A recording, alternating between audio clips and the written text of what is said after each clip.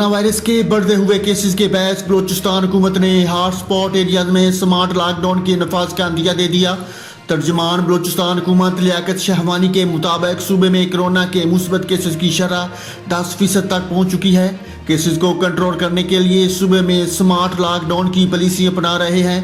उन्होंने कहा कि जिन अफराद ने वैक्सीनेशन नहीं करवाई इनका सरकारी दफातर और तफरीही मकामात में दाखिला बंद करने का फैसला कर लिया है।